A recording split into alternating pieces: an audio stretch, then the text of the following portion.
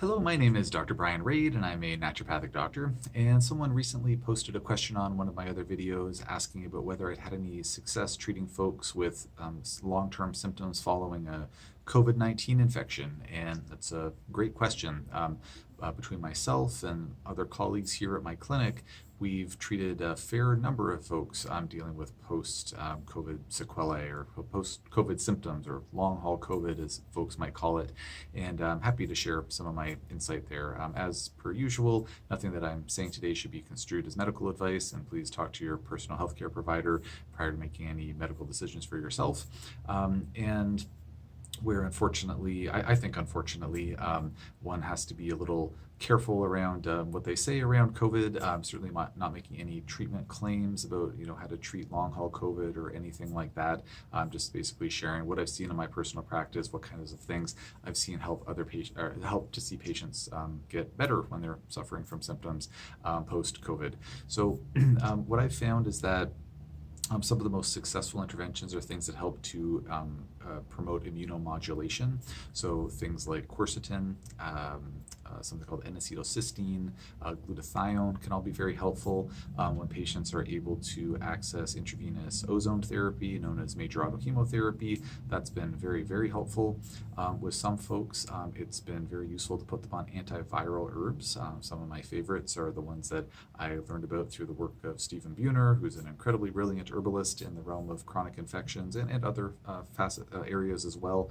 So herbs like Isatis and Hutunia, Chinese skullcap, bone set, those are my go-to strongest antivirals in my experience, which I find to be interesting because while some of those herbs, particularly Chinese skullcap, have immunomodulating properties, they are primarily antivirals. So it's interesting to me that some of my patients who have these post-COVID, like kind of long haul symptoms, they seem to recover the most when they actually go on some antivirals.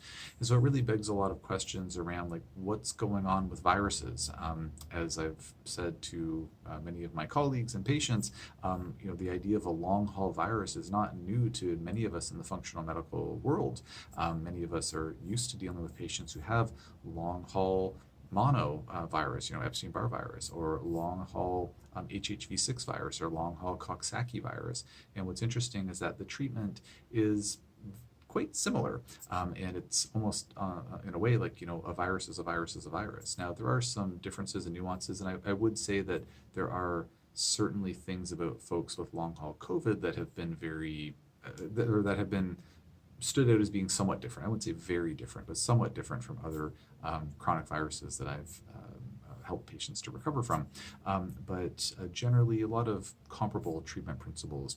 So, though I'm trying to think if there are other common interventions that I work with, and beyond that, it's always a matter of looking at the individual aspects of that patient's health. So, if leading up to, say, their post-COVID symptoms, they were getting a lot of colds and flus to begin with, or they seem to be kind of immune system compromised, we might use things like, bovine colostrum to give them IgG antibody support, or we might work with higher dose vitamin D to make sure they had adequate levels of that kicking around, or if they had pre-existing issues with their gut health or mitochondrial health or things to that effect, then we may need to work on some of those root cause factors to make sure that the foundations of their immune system are being well supported so that they are able to fully recover from this sort of post-viral inflammatory syndrome that they're dealing with.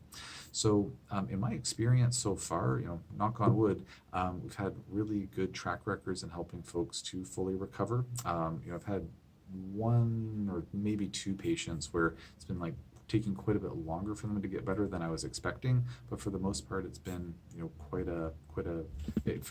for many majority of cases, it's been a rapid improvement.